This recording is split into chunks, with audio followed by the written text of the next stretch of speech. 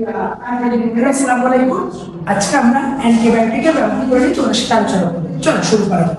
এখানে আমাদের প্রথমে আমরা দেখতেছি ক্লোরোমাইসিন। ক্লোরোমাইসিন আমরা কিভাবে মনে রাখতে পারি?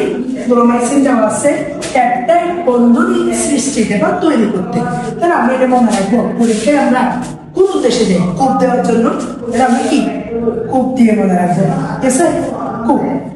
ক দিয়ে হলো ক্লোরো আর প দিয়ে হলো আমাদের এই যে পেপটাইড বন্ধন। ঠিক আছে, এরপরে দেখো আমাদের 3 নাম্বার দেখেছি আমরা নিউমাইসিন। কি মাইসিন? নিউমাইসিন। নিউমাইসিনের ব্যবহারটা কি? এমআরএনএ এবং টিআরএনএ এর মধ্যে বিক্রিয়া। আচ্ছা, বিক্রিয়া করতে হলে দুজনকে নিতে হবে না।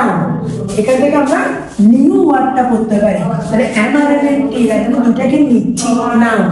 এভাবে নিউমাইসিনটা আমরা মনে রাখবো। এরপরে দেখো 4 নাম্বার আমরা দেখতেছি স্ট্রেপ্টোমাইসিন, যেটার কাজ হলো ট্রান্সলেশন স্টার্ট করা বা সূচনা করা। দেখো স্ট্রেপ্টোমে ক্লোরোফল আছে, ট্রান্সলেশনের ক্লোরোফল আছে এবং এই যে ক্লোরোফলের সাথে একটা দন্তেশ্ব আছে, এখানে দন্তেশ্বরের সূচনা আছে। স্ট্রেপ্টোমাইসিনের ব্যবহারটা কি? ট্রান্সলেশনের সূচনা। এবং সবার সাথে আমরা দেখতেছি টেট্রাসাইক্লিন, যেটা পরীক্ষার জন্য অনেক গুরুত্বপূর্ণ।